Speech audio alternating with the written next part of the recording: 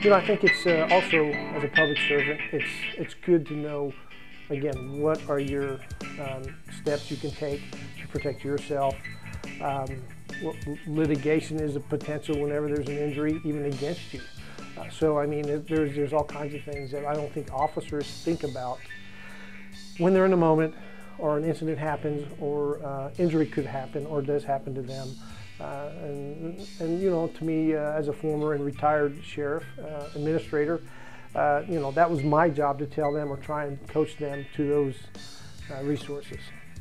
Sure, and I would certainly say to the officer that's injured on duty, he's got the same rights as any other person that's involved in any type of a motorcycle, truck, car crash, etc.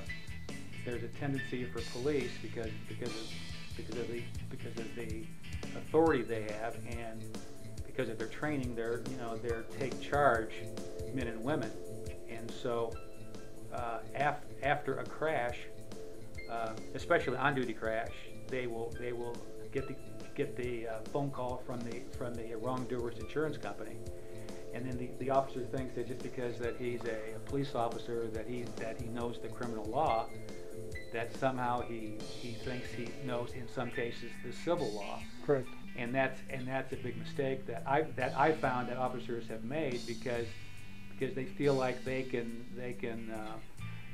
they're very honest, they're very straightforward.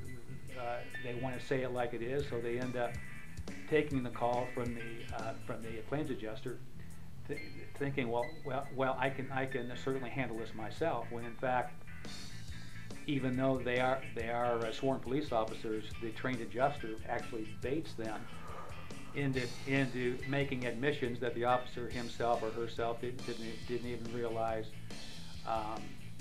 what happened. So in that regard, I would certainly, based on my many years of being a police officer myself, and my love of law enforcement in general, we have a large portion of our practice where we end up assisting police throughout the state of Indiana, whether they're sheriff's deputies, town marshals, city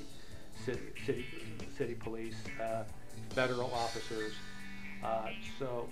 So I would say that if the officer is involved in an on-duty crash, and he or she believes that it's not their fault, or even if they do think it's their fault, that the first thing they should do is, of course, they should not talk to the claims adjuster.